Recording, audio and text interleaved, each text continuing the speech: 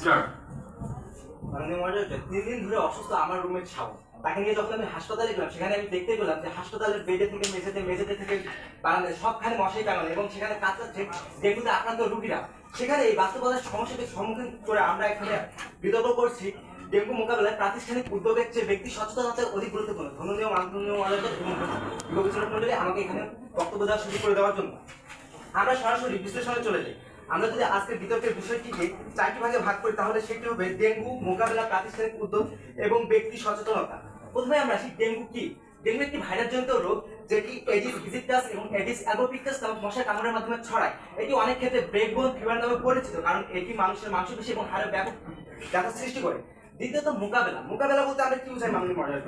মোকাবেলা বলতে আমরা বুঝাই কোনো সমস্যার সম্মুখীন হয় এবং সেটা আমাদের বুদ্ধিমত্তা এবং আমাদের সাহসিকতার মাধ্যমে সেটি প্রতিরোধ এবং প্রতিকার করার চেষ্টা করা। এরপর যদি আমরা আসি তৃতীয়ত প্রাতিষ্ঠানিক উদ্যোগ। প্রাতিষ্ঠানিক উদ্যোগ বলতে আমরা কি বুঝি? কোনো একটি সমস্যা যেটা সমাধানের জন্য কোনো একটি প্রতিষ্ঠান বা সরকার পদক্ষেপ গ্রহণ করে এবং একে আমরা বরাবর দেখতে পাই যে এটি দীর্ঘ সময় মেয়াদী একটু পরিচালিত হয়। এরপর আমরা এখন যেটা নিয়ে কথা বলবো সেটা হচ্ছে সবথেকে গুরুত্বপূর্ণ বিষয় ব্যক্তি সচেতনতা। ব্যক্তি সচেতনতা বলতে আমরা কি বুঝি মাননীয় মহারাজ? এই ব্যক্তি সচেতনতা বলতে আমরা বুঝি আমাদের চারপাশের পরিবেশে কিভাবে আমরা সঠিকভাবে সুন্দরভাবে পরিচালনা করতে পারি এবং যাতে করে আমাদের পরিবেশ কোনো বিপর্যয়ের সম্মুখীন না হতে হয় সে বিষয়ে নেওয়া পদক্ষেপগুলো। আমাদের আজকের যে বিতর্কের বিষয়টি নির্ধারণ করা হয়েছে সেটি হচ্ছে ডেঙ্গু মোকাবেলায় প্রাতিষ্ঠানিক উদ্যোগের থেকে ব্যক্তিগত সচেতনতাই অধিক বেশি গুরুত্বপূর্ণ। ব্যক্তিগত সচেতনতা ডেঙ্গু মূল কারণ প্রতিরোধে সরাসরি ভূমিকা পালন করে মাননীয় মডারেটর।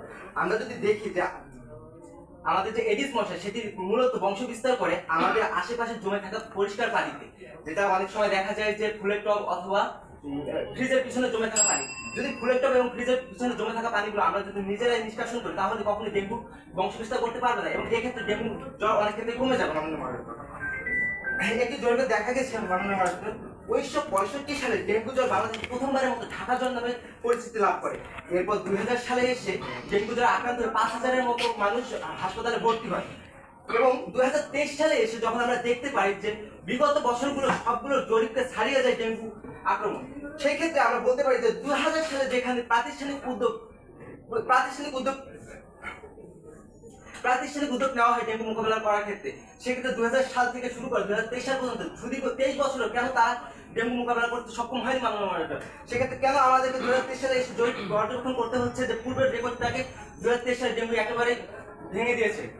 তো এরপর আমরা আসি আমাদের যে আজকের বিতর্কের বিষয় সেখানে উল্লেখ করা ছিল ব্যক্তিগত সচেতনতায়। এখানে একটা ইফেক্টের ব্যবহার আছে মাননীয় মহারাজ। আমরা বলতে চাই যে এখানে প্রাতিষ্ঠানিক উদ্যোগের প্রয়োজন আছে কিন্তু ব্যক্তিগত সচেতনতাটাই প্রধান এবং মুখ্য বিষয়। ধন্যবাদ মাননীয় মহারাজ। ধন্যবাদ। এই পর্যায়ে বিপক্ষ দলের প্রথম বক্তা তৈবুর রহমান তৌফিক। প্রতিষ্ঠান নিয়েছে উদ্যোগ উপযুক্ত হবে এবার বাংলাদেশ ডেঙ্গু মুক্ত। ধন্যবাদ বিচারক মন্ডলী, মাননীয় মডারেটর আমাকে কথা দেওয়ার সুযোগ করে দেওয়ার জন্য। মাননীয় মডারেটর, আমার প্রতিপক্ষ দল বলে গেলেন যে তাদের রোগান্তরের আহাজারি ওষুধ নিয়ে সমস্যা, কিন্তু আমরা নিয়েছি মশা নিধনের জন্য ও ধ্বংসের জন্য বিশ্ব স্বাস্থ্য সংস্থা এবং আমাদের স্বাস্থ্য অধিদপ্তর বিশেষজ্ঞ ও পরামর্শক্রমে উন্নত মশার ধ্বংসের জন্য অ্যাডালিসাইড এবং এডিস মশা ধ্বংসের জন্য লার্মিসাইড নামে তৈরি ওষুধ, যা ইতিমধ্যে কার্যকারিতা পাওয়া গেছে মাননীয় মডারেটর। এরপরে দ্বিতীয় তারা বলে গেলেন তাদের বিভিন্ন আক্রান্ত ইত্যাদি কথা।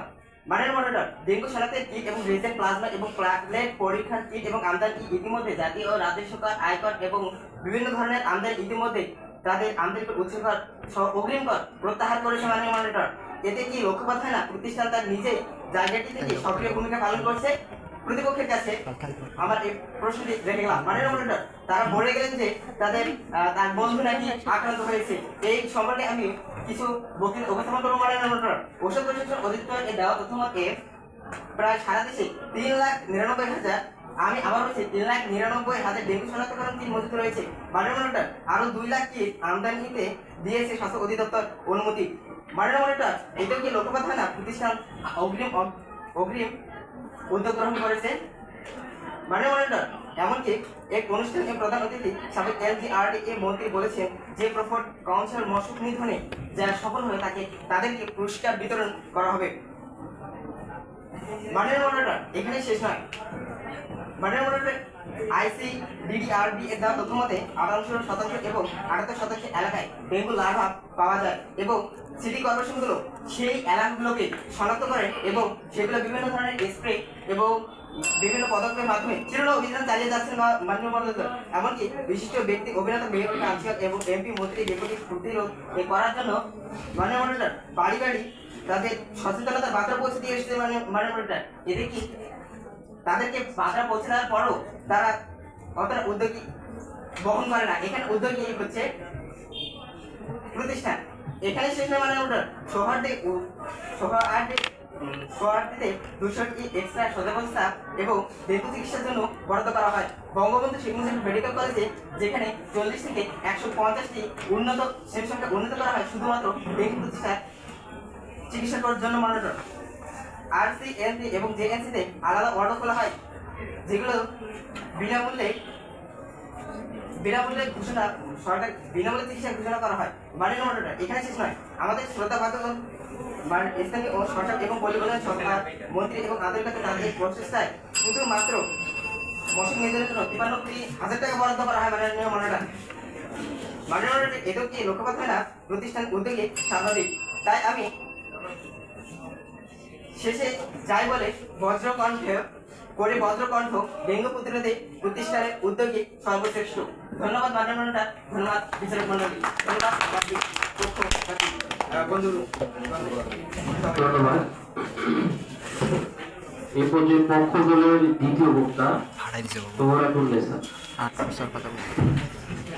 ঘুমাতে গেলে মশারি দিবেন, দূরে থাকবে মশা, সচেতন থাকলে আর ঘটবে না দুর্দশা। হ্যাঁ মাননীয় মডারেটর, SM শাহেদ হোসেন ঠিক এভাবেই তার কবিতা চরিত্রে জমে গেছে সচেতনতা বলে। আর তাই আমি আমার পূর্বের বক্তার সাথে সম্পূর্ণ একমত পোষণ করে আবার বলতে চাই, প্রাতিষ্ঠানিক উদ্যোগের চেয়ে ব্যক্তিগত সচেতনতাই অধিক গুরুত্বপূর্ণ এবং গুরুত্বপূর্ণ। ধন্যবাদ মাননীয় মডারেটরকে আমাকে সুযোগ প্রদানের জন্য। প্রথমে শুরু করতে চাই বিপক্ষ দলের কিছু প্রশ্ন দিয়ে। তিনি প্রশ্ন করেছেন সরকারি উদ্যোগের কথা, ফগিং স্প্রের কথা, ওষুধের কথা। প্রতিপক্ষ সরকারি উদ্যোগ সচেতনতা তৈরি করতে সহায়ক, আমরা কিন্তু অস্বীকার করছি না। প্রতিপক্ষ কিন্তু ব্যক্তিগত দায়িত্বের অভাবে এই উদ্যোগ দীর্ঘমেয়াদী সমাধান দিতে পারে না। প্রতিপক্ষ সবাই যদি জমে থাকা পানি অপসারণ করে এবং মশারি ব্যবহার করে ফগিং স্প্রে প্রয়োজনে তো অনেকটাই কমে যাবে। প্রতিপক্ষ ফগিং কার্যক্রম বা স্প্রে শুধুমাত্র পূর্ণবয়স্ক মশা মারতে পারে, কিন্তু ডেঙ্গু মশার লার্ভা ধ্বংস করার কার্যকর উপায় হলো পানি জমতে না দেওয়া আপনার বাসায়। প্রতিপক্ষ ডেঙ্গু নিয়ন্ত্রণে পরিবার ভিত্তিক সচেতনতা সবচেয়ে গুরুত্বপূর্ণ আশা করি উদ্যোগী পেয়েছে।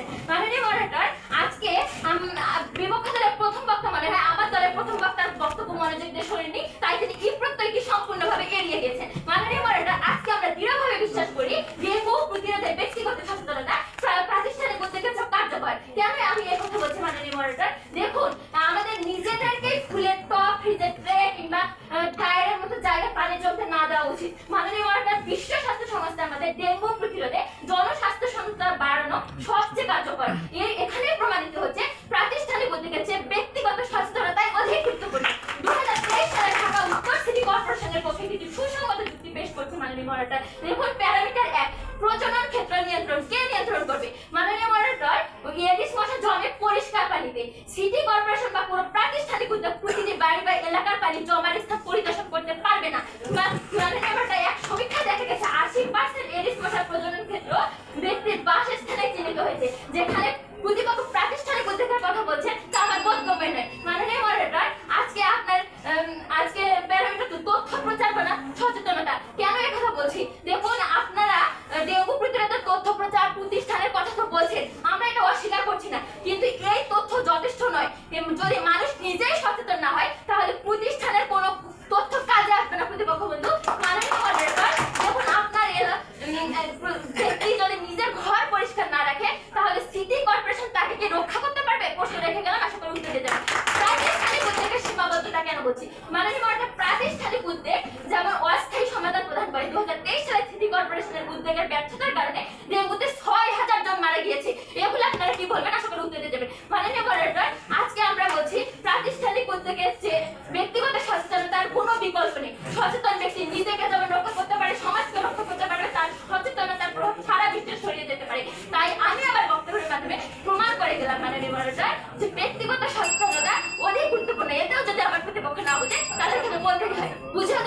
যায় না তাদের বোঝানো সম্ভব নয়, জেগে জেগে ঘুমায় তারা তাদের চালানো সম্ভব নয়। ধন্যবাদ মোসাম্মদ সোহরাতুন নেতা তার সুন্দর বক্তব্য উপস্থাপনের জন্য। এই পর্যায়ে বিপক্ষ দলের দ্বিতীয় বক্তা স্বপন হোসেন। 3 দিনে একদিন জমা পানি ফেলে দিন, এটি একটি শুধু কথা নয় মাননীয় মডারেটর। এটি একটি জনসচেতনমূলক কথা, যেটা একটি পুলিশাহীভাবে অনেক সময় আমরা লিফলেটে বা দেওয়ালের মধ্যে ঝুলানো অবস্থায় দেখতে পাই, যেটি জনগণকে সচেতন করার জন্য দেওয়া হয়। কিন্তু জনগণ সচেতন না হয় এই লিফলেটগুলো আবার তার ছিঁড়ে ছিঁড়ে কোনো না কোনো কাজ ব্যবহার করে মাননীয় মডারেটর। আমি তো ধন্যবাদ মাননীয় মডারেটর আমাকে কথা বলার সুযোগ দেওয়ার জন্য। এবার আমি বলতে চাই, আমার প্রতিপক্ষ দ্বিতীয় বন্ধু বলে গেলেন বাসস্থান যদি তারা পরিষ্কার না করে তাহলে আমরা সেটা পরিষ্কার করে দেবো বা সিটি কর্পোরেশন সেটা পরিষ্কার করে দেবো। আসলে এখানে বলা হয়েছে আপনারা জনগণ তো সচেতন না, এই জন্যই তো পরিষ্কার করেন না, যার কারণে আজকে এই অবস্থা দেখে। আপনারা যদি বাসার ফুলের টব বা এইসব পরিষ্কার করতেন তাহলে কখনোই আপনার বাসা বাড়িতে ডেঙ্গু মশার জন্ম হতো না। আপনারা বললেন স্প্রে, এই স্প্রে সম্পূর্ণ মশা আপনার সম্পূর্ণ বয়সী মশাগুলো নির্ধারণ করতে পারে, কিন্তু কম বয়সী মশাগুলো নির্ধারণ করতে পারে না। কম বয়সী মশা নির্ধারণ করার জন্য আপনারা হয়তো প্রতিষ্ঠানিক দিক দিয়ে এই নজিরগুলো হয়তো লক্ষ্য করেন না। 2020 সালে যমুনা টিভিতে প্রকাশ করা হয় জমে থাকা পানিতে এসিড মশা হয়, কোনো অবস্থাতে পানি যেন না জমে সেদিকে খেয়াল রাখুন। প্রয়োজনে সেই পানিতে লবণ ছিটিয়ে দিন, কারণ লবণ পানিতে এসিড মশা জন্ম হয় না। যে পয়েন্টগুলো আমাদের প্রতিপক্ষ বন্ধু হয়তো মিস্টেক করে গেছেন। যেহেতু এসিড মশা ঢাকা শহরে বিভিন্ন এলাকায় বেশি দেখা যায়, তাই আমরা এই জিনিসটা লক্ষ্য করবো। এই এসিড মশা সাধারণত শুষ্ক অবস্থায় 1 বছরের বেশি জীবিত থাকতে পারে এবং এটি পরিষ্কার পানিতে জন্মগ্রহণ করে, যেটা আমার প্রতিপক্ষ বন্ধু আগে বলে গেলেন। এই পরিষ্কার পানিগুলো সাধারণত কই থাকে? গৃহস্থালিত ছাদে, ফুলের টবে, ভাঙা পাত্রে, ফ্রিজের ট্রে, এসি ট্রে এবং আমাদের অব্যবহৃত কমোডের মধ্যে। এর ফলে আমাদের অভিজাতক এলাকাগুলোতে সাধারণত এই এডিস মশা প্রবাহিত হচ্ছে। 2000 সাল থেকে ডেঙ্গু রোগী শনাক্ত হওয়ার পর থেকে আমরা সরকারিভাবে বা সিটি কর্পোরেশনের পক্ষ থেকে প্রতিনিয়ত প্রতি বছরই বিনামূল্যে মশারি বিতরণ করছি। শহর অঞ্চলে কিছু দূর পর পর ডাস্টবিন স্থাপন করা হয়েছে এবং এই ডাস্টবিনগুলো নির্দিষ্ট সময় পর পর পরিষ্কার করা হয়। কিন্তু আপনারা একটা জিনিস ভেবে দেখেছেন কি, আমরা হয়তো এই ডাস্টবিনগুলো স্থাপন করি, কিন্তু কিছুদিন পর দেখি হয়তো এই ডাস্টবিনটাই নেই, অথবা অনেক সময় দেখে থাকি এই ডাস্টবিন থেকে শুরু করে যারা এই ময়লাগুলো পরিষ্কার করে তাদের ভ্যান পর্যন্ত গায়েব হয়ে যায়। মাননীয় মডারেটর, আমরা যদি দেখতে যাই ওয়ার্ল্ড হেলথ অর্গানাইজেশন অর্থাৎ WHO এর পক্ষ থেকে 19 মে 2021 সালে 5টি নির্দেশনা দেওয়া হয়। মশার ডিম পাড়ার জন্য বন্ধ করার জন্য, পানি জমে থাকা এমন জায়গা নষ্ট করা, ব্যক্তিগত সুরক্ষার জন্য জানালার পর্দা দেওয়া, আসবাবপত্র পরিষ্কার করা এবং শরীরের অধিকাংশ অংশ ঢেকে রাখা। ডেঙ্গু রোগে জনগণের সচেতন করে তাদের অধিকাংশ সক্রিয় করা, সংশ্লিষ্ট কর্তৃপক্ষের নিয়মিত কীটনাশক প্রয়োগ করা। কিন্তু আমার প্রতিপক্ষ বন্ধু একটু আগে বলে গেলেন, তারা যদি সচেতন না হয় তাহলে কিভাবে আমরা তাদের বাসায় গিয়ে এগুলো পরিষ্কার করবো? মাননীয় মডারেটর, আমি শেষে একটি গল্প বলে শেষ করতে চাই। মাননীয় মডারেটর, মনে করেন আমি একটি গর্তে পড়ে গেছি এবং গর্তে আমাকে উদ্ধার করার জন্য আমাদের উদ্ধারকর্মী আসছে, এসে আমার দিকে হাত বেরিয়ে দিয়েছে। আমি যদি এখন আমার হাতটা তাদের ওদিক না আগাই দিই, অর্থাৎ আমি যদি চুপচাপ বসেই থাকি, তাহলে তো আমি সেখান থেকে পরিত্রাণ পাবো না। এখন আমি যে এখান থেকে পরিত্রাণ পাবো না, এখানে দোষটি কার? আমার না আমাকে যারা উদ্ধার করতে আসছে তার? মাননীয় মডারেটর, যাই হোক, ধন্যবাদ মাননীয় মডারেটর, ধন্যবাদ। এই পর্যায়ে পক্ষ দলের দলনেতা রাশেদ ইসলাম সোহান। আতঙ্ক নয় সচেতনতা, ডেঙ্গু নয় সুস্থতা। নিজ আঙিনা পরিষ্কার রাখি, সকলে মিলে সুস্থ থাকি। দূষিত পানি ফেলে দিলে ডেঙ্গু মুক্ত সমাজ মেলে। ডেঙ্গু থেকে বাঁচাতে প্রাণ, মশারি টাঙিয়ে ঘুমিয়ে যান। মাননীয় মডারেটর, যে লাইনগুলো বললাম এগুলো কোনো কবিতার চরণ বা কোনো কবিতার লাইন না, এগুলো বাংলাদেশ সরকার কর্তৃক গৃহীত ডেঙ্গু প্রতিরোধে প্রতি বছর যে কর্মসূচিগুলো গ্রহণ করা হয় সেই কর্মসূচিতে প্রতিপাদ্য বিষয়। যেখানে বাংলাদেশ সরকার প্রতি বছর কর্মসূচি গ্রহণ করতে তার প্রতিপাদ্য বিষয় হিসেবে যেখানে প্রতি বছর সচেতনতা এবং সচেতনতা বলিয়া হয়ে যাচ্ছে, সেখানে আমার প্রতিপক্ষ বন্ধুরা বারবার প্রাতিষ্ঠানিক উদ্যোগ বলে আজকের এই বিতর্কের বিষয়টিকে যেভাবে অন্যদিকে নিয়ে যাওয়ার চেষ্টা করছে সেটি স্পষ্ট। ধন্যবাদ মাননীয় মডারেটর আজকের বিতর্কের মঞ্চে আমাকে সুযোগ প্রদান করার জন্য। মাননীয় মডারেটর, শুরু করছি প্রতিপক্ষ বন্ধুদের কিছু প্রশ্নের উত্তর দিয়ে। তারা আজকের বিতর্কের বিষয়টিকে বুঝতেই পারেনি, তারা আজকের বিতর্কের বিষয়টিকে নিয়ে গিয়েছে শুধু আমাদের সাথে তাল মিলিয়ে সচেতনতার দিকে নিয়ে গিয়েছে। তারা বলেছে আমরা সচেতন নয় দেখে এই ঘটনাগুলো ঘটছে, অর্থাৎ সচেতনতার অভাবের কারণে হচ্ছে। অর্থাৎ আমরাও বলছি জনগণকে সচেতন হতে হবে, জনগণকে সচেতনতা বৃদ্ধি করতে হবে। মাননীয় মডারেটর, প্রসঙ্গ যেমন ডেঙ্গু মোকাবেলা তখন প্রাতিষ্ঠানিক উদ্যোগ এবং ব্যক্তিগত সচেতনতা উভয় অত্যন্ত জরুরি এবং গুরুত্বপূর্ণ। কিন্তু আক্রান্ত হচ্ছে যখন ব্যক্তি নিজে, আক্রান্ত হচ্ছে যার দ্বারা সেই ডেঙ্গুর লার্ভা যখন জন্মগ্রহণ করতেছে, ব্যক্তি নিজের ঘরে, তার বেড়ে ওঠা, তার বড় হওয়া, তার প্রজনন সবকিছু যখন ব্যক্তির ঘরে কিংবা ব্যক্তির ঘরের আশেপাশে, তখন মুখ্য ভূমিকা আসলে ব্যক্তিকেই পালন করতে হবে। মাননীয় মডারেটর, কোনো প্রতিষ্ঠানকে নয়। মাননীয় মডারেটর লক্ষ্য করুন, বিশ্ব স্বাস্থ্য সংস্থার তথ্য অনুযায়ী 39 কোটি ডেঙ্গু আক্রান্ত হয় প্রতি বছর এবং 128টি দেশের 390 কোটি মানুষ ডেঙ্গু ঝুঁকিতে থাকে। এই এত বিশাল পরিমাণ সংখ্যক মানুষকে আপনি কোন প্রতিষ্ঠানের দ্বারা তাদেরকে আপনি নিয়ন্ত্রণ করবেন, তাদেরকে আপনি ডেঙ্গু ঝুঁকি মুক্ত করবেন? আশা করি উত্তর দিয়ে যাবেন। মাননীয় মডারেটর, আমরা যদি সচেতন থাকি, আমরা যদি নাগরিকরা যদি আমরা সচেতন থাকি, তাহলে অবশ্যই আমরা প্রাকৃতিক উপায়ে আমরা ডেঙ্গু লার্ভাকে ধ্বংস করতে সক্ষম। কিভাবে প্রাকৃতিক উপায়ে আমরা ডেঙ্গু লার্ভাকে ধ্বংস করতে সক্ষম সেটা দেখিয়ে দিয়ে যাচ্ছি। আপনি যদি সচেতন থাকেন তাহলে আপনি অবশ্যই গাছ কাটবেন না, আপনি গাছ বেশি করে লাগাবেন, আপনি পুকুর ডোবা খাল বিলে এগুলোকে আপনি ভরাট করবেন না। আপনি যদি এই কাজগুলো যখন করবেন তখন সেখানে ব্যাংকের লার্ভা ব্যাংকে জন্ম হয়। আর আমরা জানি প্রত্যেকটা ব্যাংকের যে লার্ভা আছে এটি ঘন্টায় 20 থেকে 25টি এডিস মশার লার্ভাকে ধ্বংস করতে সম্ভব। আমরা বাজারের কথা জানি, ঘন্টায় 1200 পরিমাণ এডিস মশার লার্ভাকে খাইতে সম্ভব। মাননীয় মডারেটর লক্ষ্য করুন, জরিপে বলা, স্বাস্থ্য সংস্থা জরিপে বলছে সবচেয়ে বেশি এডিস মশার লার্ভা যেখানে জন্মগ্রহণ করছে সেগুলো হচ্ছে ডাবের খোসার মাধ্যমে 22.9%, নির্মাণাধীন ভবনে 11.29%, প্লাস্টিক ড্রামে 7.74%, বালতি পানির ট্যাঙ্কিতে 4.4%, রঙের বালতি, ট্যাপ, মগ, এসি ইত্যাদি পানির প্রায় 18%। অর্থাৎ যে কথাগুলো বলা হয়েছে, যে ক্ষেত্রগুলো বলা হয়েছে সবগুলো ব্যক্তির উপর নির্ভরশীল। অর্থাৎ আমার বাড়ির ফ্রিজে জমানো পানি, আমার বাড়ির টব, আপনার বাড়ির ছাদের উপরে কোন প্লাস্টিক ডিব্বা ফেলে রেখেছেন, সেই প্লাস্টিক ডিব্বাতে যখন পানি জন্ম হয় সেই পানিকে কি আপনার কোন প্রতিষ্ঠান এসে ফেলে দিয়ে যাবে? আশা করি উত্তর দিয়ে যাবে।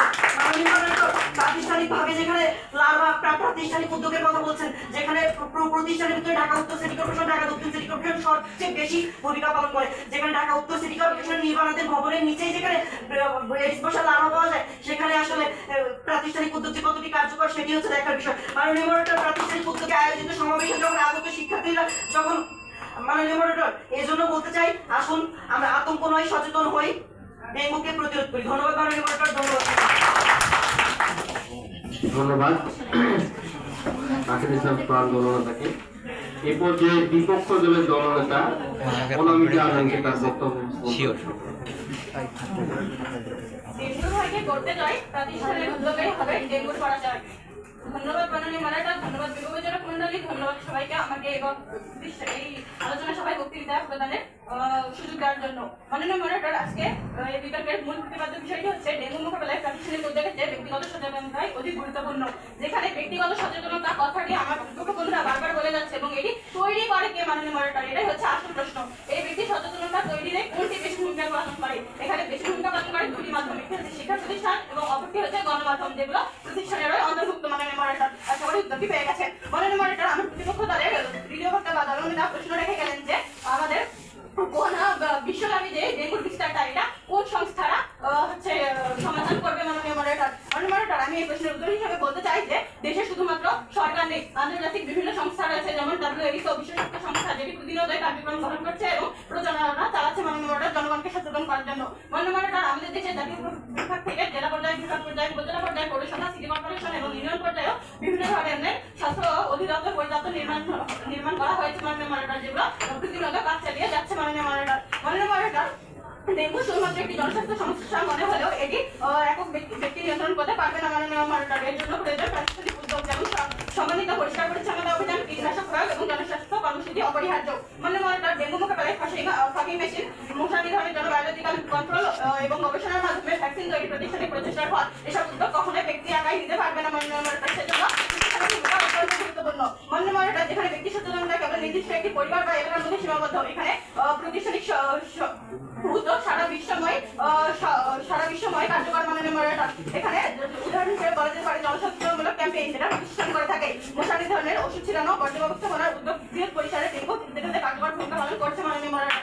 মাননীয় মডারেটর, অনেক মানুষ ডেঙ্গু মুক্তি এবং প্রতিরোধমূলক ব্যবস্থা সম্পর্কে সচেতন নয়। শুধু ব্যক্তি সচেতনতার উপর নির্ভর করলে যদি এই অংশটি ব্যাপক বিস্তার ঘটবে মাননীয় মডারেটর। মাননীয় মডারেটর, শুধুমাত্র যদি আমরা ডেঙ্গু সচেতনতার উপরে ব্যক্তি সচেতনতার উপরে যদি আমরা এই কার্যটি ছেড়ে দেওয়া হয়, তাহলে মাননীয় মডারেটর, আমি বলতে চাই যে এটি কোনো মানে কার্যকর হবে না। এখানে প্রাতিষ্ঠানিক উদ্যোগ অবশ্যই দরকার। মাননীয় মডারেটর, যেখানে স্বাস্থ্য সেবাকর্মীর বাড়ি বাড়ি গিয়ে সচেতনতা বৃদ্ধির জন্য গিয়ে যখন ধর্ষণের শিকার হতে হয়, এটি খুবই লজ্জাজনক হিসেবে কার্যকর হয় মাননীয় মডারেটর। বলছি এটা 2018 সালের কথা। মাননীয় মডারেটর, রাজুক, রিহাব, বিভিন্ন ধরনের স্বাস্থ্য মন্ত্রণালয়, পরিদপ্তর, সিটি কর্পোরেশন, পৌরসভা এবং জেলা পর্যায়ে সকল প্রতিষ্ঠান থেকে এই কার্যক্রমগুলো অব্যাহত রয়েছে। মাননীয় বাংলাদেশে ডেঙ্গু সপ্তাহ হচ্ছে, যেটা বলা হয়েছে ডক্টর ফরিদ অ্যান্ড এনভায়রনমেন্টের সভাপতি নিজে বলেছেন মাননীয় মডারেটর। এখানে আমি বলতে চাই যে হচ্ছে 9 আক্রান্ত 9 ভয় প্রাতিষ্ঠানিক উদ্যোগেই হবে ডেঙ্গুর পরাজয়। মাননীয় মডারেটর বাংলাদেশে বিভিন্ন ধরনের হচ্ছে কর্মসূচি চালিত রয়েছে। মাননীয় লিফলেট হাতে বিভিন্ন এলাকায় টহল দেওয়া হয় প্রতি মাসে একবার করে। মাননীয় মডারেটর, তাই বলছি মাননীয় মডারেটর, এখানে ব্যক্তিগত সচেতনতা কোনোভাবেই কার্যকর হতে পারে না, এখানে প্রাতিষ্ঠানিক উদ্যোগ অবশ্যই গুরুত্বপূর্ণ। ধন্যবাদ বিপক্ষ দলের দলনেতাকে।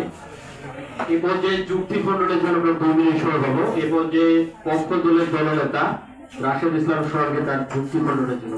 ধন্যবাদ মাননীয় মডারেটর। যুক্তি খণ্ডন করবে আমাকে আবারও সুযোগ প্রদান করার জন্য। মাননীয় মডারেটর, চলে যাচ্ছে সরাসরি যুক্তি খণ্ডনে। মাননীয় মডারেটর, তারা বলেছেন ফগিং এর কথা, যেখানে ফগিং এর কথা আমার যেখানে ডেঙ্গু লার্ভা যেখানে জন্মাচ্ছে আমার বাড়ির বেলকুড়িতে থাকা একটা ফুলের টবে, আমার ছাদের উপরে থাকা বিভিন্ন পরিত্যক্ত কোনো পাত্রতে, কিংবা মাননীয় মডারেটর আমার ফ্রিজের নিচে জমে থাকা পরিষ্কার স্বচ্ছ পানিতে, সেখানে আজকে ফগিং কার্যক্রম চালানো হচ্ছে। কোথায়? রাস্তায় রাস্তায় অলিতে হচ্ছে। ফগিং কার্যক্রম চালালে আমার বাড়ির ছাদের উপরে যে লার্ভা জন্ম হচ্ছে, সেই লার্ভা কে ধ্বংস করবে, সেই প্রশ্ন থাকে। মাননীয় মডারেটর আসে প্রথম বক্তাটি বলে গিয়েছে পুরস্কার বিতরণের কথা, তারা উৎসাহ করছে, পুরস্কার বিতরণ করছে। আজকে একটা জনসচেতনমূলক একটা কার্যক্রম করা হচ্ছে। এই কার্যক্রম শেষে যখন যে লিফলেটগুলো বিতরণ করা হয়, সেই লিফলেটগুলো যখন পাওয়া যায় ঝালমুড়ির দোকানে, তখন প্রাতিষ্ঠানিক উদ্যোগের সেই প্রশ্নটাকে মাননীয় মডারেটর প্রথম বক্তা বলে গিয়েছে যে জমানো পানিতে লবণ দিতে হবে। লবণটা কে দিবে? কোন প্রতিষ্ঠানে সে লবণ দিবে? আপনাকে নিজেকে সচেতন হয়ে তারপরে আপনাকে লবণ দিতে হবে। মাননীয় মডারেটর, তারা বলেছেন সচেতনতার কথা। WHO বিভিন্নভাবে সচেতন করছে, বিভিন্ন প্রতিষ্ঠান সচেতন করছে, উপজেলা প্রশাসন সচেতন করছে, আমরাও মানছি তারা সচেতন করছে, তাহলে তারাও বলছে সচেতন করছে, আমরাও মানছি সচেতন করছে। অর্থাৎ দাঁড়াইতেছে এই জায়গায় মাননীয় মডারেটর যে প্রাতিষ্ঠানিক উদ্যোগ নিয়েও কিন্তু দিন শেষে করা হচ্ছে কি? সচেতন করা হচ্ছে। তাহলে বুঝুন সচেতনতা কতটা গুরুত্বপূর্ণ যে আপনি প্রাতিষ্ঠানিক উদ্যোগ নিয়েও সচেতন করছেন, আমি ব্যক্তিগত পর্যায়ে থেকে সচেতন করছি। অর্থাৎ সবারই একটাই জিনিস, সেটি হচ্ছে সচেতনতা। সচেতনতার গুরুত্ব অপরিসীম বিধায় কিন্তু আপনি সচেতন করছেন, আমি সচেতন করছি। মাননীয় মডারেটর, এরপরে তারা হচ্ছে এরপরে লিফলেটের কথা বলে গিয়েছেন, এরপরে হচ্ছে তারা সচেতনতার বার্তা বাড়ি বাড়ি গিয়ে পৌঁছে দেওয়ার কথা বলে গিয়েছেন। মাননীয় মডারেটর ওষুধের ভূমিকার কথা বলে গিয়েছেন। আমরা বারবার বলেছি, আমরা কখনোই কোনো মতে আমরা বলছি না যে প্রাতিষ্ঠানিক উদ্যোগের কোনো ভূমিকা নেই। প্রাতিষ্ঠানিক উদ্যোগের যথেষ্ট ভূমিকা রয়েছে, কিন্তু তা কোনোভাবেই ব্যক্তিগত সচেতনতার ঊর্ধ্বে নয়। তাই আসুন আমরা সকলে মিলে বলি, আতঙ্ক নয় সচেতনতা, ডেঙ্গু নয় সুস্থতা। ধন্যবাদ পক্ষ দলের দলনেতাকে তার সুন্দর যুক্তি উপস্থাপনের জন্য। এ পর্যায়ে বিপক্ষ দলের দলনেতা অনামিকা আলমকে তার যুক্তি খণ্ডনের জন্য বিশেষ অনুরোধ। ধন্যবাদ মাননীয় মডারেটরকে আমাকে আরেকবার যুক্তি খণ্ডনের জন্য সুযোগ দেওয়ার জন্য। মাননীয় মডারেটর, আমার বিপক্ষ দলের প্রথম বক্তা প্রথমে বলে গেছেন যে সিটি কর্পোরেশনের অবহেলা রয়েছে এখানে, কিন্তু মাননীয় মডারেটর, এটা কি আমাদের প্রতিষ্ঠানের পক্ষেই আসলো না? এটা তো জনসচেতনতামূলক কোনো কাজেই কোনো ভূমিকায় পালন করলো না মাননীয় মডারেটর। এখানে মূলত প্রতিষ্ঠানকে হাইলাইট করা হয়েছে। মাননীয় মডারেটর, আমার বিপক্ষ দলের দলনেতা বলে গেলেন যে আমাদের যে বাসা বাড়িতে ছাদে এসির পেছনে ট্রে, ফ্রিজের ট্রে, এগুলোতে মশা জন্মে, এডিস মশার লার্ভা পাওয়া যায়। কিন্তু মাননীয় মডারেটর, একটি সমীক্ষায় দেখা গিয়েছে যে বাসা বাড়িতে ফুলের টবে এবং এসির পেছনে ট্রে এইসবে মাত্র 2.25 এবং ফুলের টবে হচ্ছে 3.47 ভাগ এডিস মশার লার্ভা পাওয়া যায়, যেখানে নির্মাণাধীন ভবনে পাওয়া যায় 65% লার্ভা। মাননীয় মডারেটর, নিচ্ছে মাননীয় মডারেটর এবং সিটিশনের মূলত গুরুত্বপূর্ণ ভূমিকা পালন করছে মাননীয় মডারেটর। বলা হচ্ছে যে তারা বলছে যে হ্যাঁ প্রাতিষ্ঠানিক ভূমিকা রয়েছে, কিন্তু তারা মূলত হাইলাইট করছে যে ব্যক্তিগত সচেতনতায় আসলে গুরুত্বপূর্ণ। কিন্তু মাননীয় মডারেটর, ব্যক্তিগত সচেতনতাটা করছে কে মাননীয় মডারেটর? এটাই তো করছে প্রতিষ্ঠান, এবং এখানে প্রতিষ্ঠানের ভূমিকাটাই এখানে শুধুমাত্র ব্যক্তিগত সচেতনতা তৈরি হবে। হ্যাঁ, আমিও বললাম তৈরি হবে এবং এটা গুরুত্বপূর্ণ, এটা আমরা অস্বীকার করছি না, কিন্তু এই আসল জিনিসটা তৈরি করবে কে মাননীয় মডারেটর? এইটাই তো করছে প্রতিষ্ঠান। তারা বিভিন্ন ধরনের প্রচারণা চালাচ্ছে, যার মাধ্যমে ব্যক্তিরা সচেতন হচ্ছে মাননীয় মডারেটর। শুধুমাত্র যদি সচেতনতায় সবকিছু হয়ে যেত মাননীয় মডারেটর, তাহলে আজকে এই দেশে এত ডেঙ্গুর বিস্তার হতো না মাননীয় মডারেটর। জনগণের সচেতন হয়েছে, অল্প হয়েছে না, জনগণের সচেতন হয়েছে বলে তারা টোল ফি বিভিন্ন ধরনের ভর্তুকি প্রদান করছে, যা ভোগের মাধ্যমে হচ্ছে সরকারি প্রতিষ্ঠানের কর্মকর্তারা 3 বেলা পেট ভরে ধরে ঘুমিয়ে যাচ্ছে। কিন্তু মাননীয় মডারেটর, যখন কোনো ভাইরাস বা এরকম কোনো প্রাকৃতিক দুর্যোগ যখন এসে আমাদেরকে হানা দিচ্ছে মাননীয় মডারেটর, তখন মূল ভূমিকাটা কে পালন করছে মাননীয় মডারেটর? এখানে তো প্রতিষ্ঠানকেই করতে হচ্ছে। এখানে কি ব্যক্তি সচেতনতা কার্যকর ভূমিকা পালন করছে? অবশ্যই না, এখানে মূল ভূমিকা পালন করছে প্রতিষ্ঠানিক সরকার মাননীয় মডারেটর। হ্যাঁ,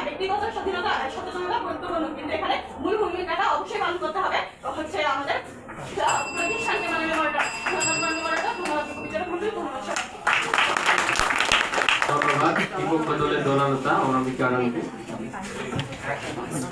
আমরা তারপরে শুনবো সবাইকে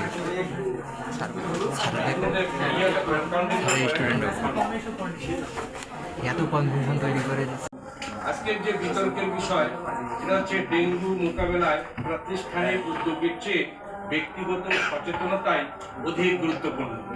বিষয়টি আসলে খুবই জটিল, আবার খুবই সহজ। তো আমরা উভয় পক্ষের বিতর্ক প্রতিযোগিতায় উভয় পক্ষের যুক্তি, উভয় পক্ষের তথ্য আমরা শুনলাম, এবং আমাদের যে যারা বিচারক মণ্ডলী রয়েছেন ইতিমধ্যে তারা মার্কিং এর কাজগুলো শেষ করে দিচ্ছে।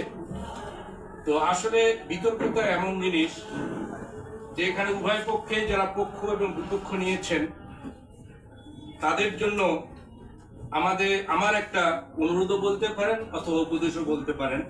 সেটা হচ্ছে নিশ্চয় প্রত্যেকের একটা মেন্টর আছে। আমি আশা করি প্রত্যেক গ্রুপের একজন মেন্টর ছিল এবং এখনো আছে।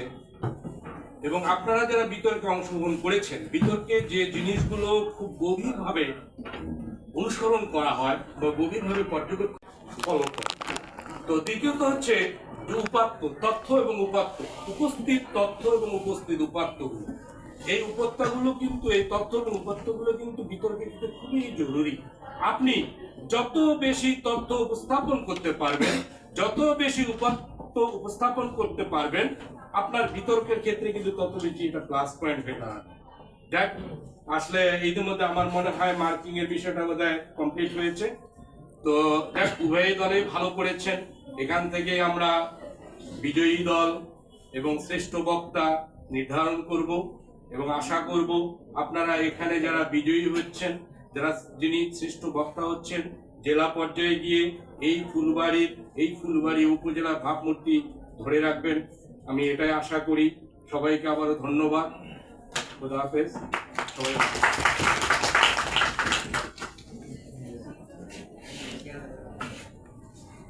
শুরুতে আমরা সেরা বক্তা ঘোষণা করব। সেরা বক্তা ফুলবাড়ি সরকারি কলেজের তৃতীয় বক্তা ও দলনেতা রাসেল ইসলাম সোহাগ।